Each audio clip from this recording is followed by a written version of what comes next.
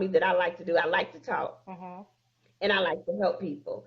And what I have learned in over the years about me is if I can take the gift of communication and helping and put it together, I am the most happiest that I can be. I Gotcha. feel like I am walking in a complete, my total complete element when I can talk people through with exercises, with whatever it is to get them to the next level. And that's the thing about just not accepting the norm. Hmm. Anything that you do is marketable. Hmm.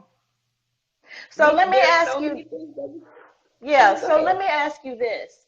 Because as I'm listening to you, there's like this whole dynamics that is opening up in my mind. So being expecting, I've already let the folks know that you're my sister.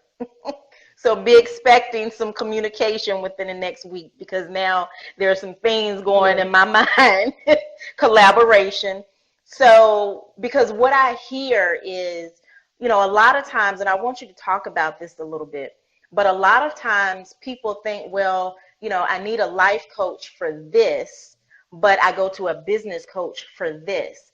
So how can you then help someone that needs to be able to find what they want to do as far as starting a business? Now, granted, I understand there's a difference between a life coach and a business coach, but based on what you just said, there's an overlapping there that you could work with someone in the life coach realm and then kind of they could flow then into the business coach realm with me because it sounds like that would be an amazing partnership. So talk about how you can help someone um, get ready to go to a business coach. Well, and I have these opportunities that come Mm-hmm. up a lot. So I do redirect some of the clients that I have in other areas. I go, this is not my area of Mm-hmm. expertise. Let's go this way. One thing that I've learned is when you get people to the place that they understand and know who they are, one of the coaches that I do is called Impress Me. It's a Mm-hmm. 5 week series.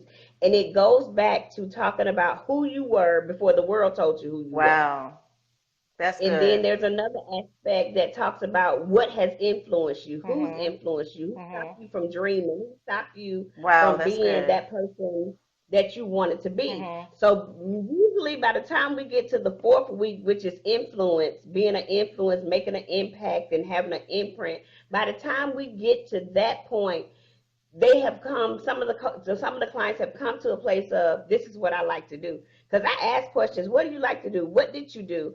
And I found that a lot of people have things that they like to do when they were 5. We're Mm-hmm. talking old, we're in our 30s and our 40s, 50s some, and there were things that they wanted to do when they were 5 years old, but there was nobody there to push them in that Mm-hmm. direction. Mm-hmm. So when that stuff comes up, I believe in, this is my principle. I got this from my husband. We throw spaghetti on the wall until something sticks, Mm-hmm. which means try everything Mm-hmm.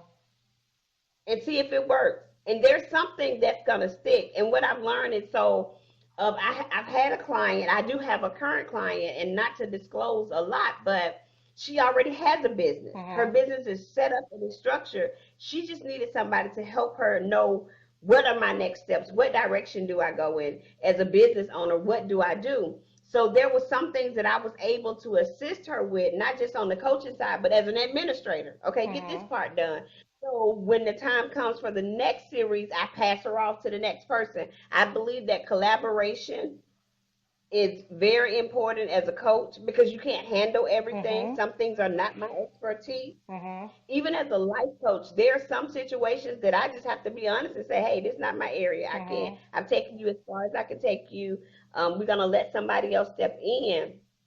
But here's the thing, once a person realizes what their passion is, what their purpose is, they've gotten past hurt and fear and Yes. rejection and abandonment. Because, first of all, you'll never know if you don't get past those things. Right. So once they get past those things, you're looking at a brand new person. So Mm-hmm. it's like the slate is completely clean. There's nothing on the paper. The paper is empty. Now what do I do with the paper?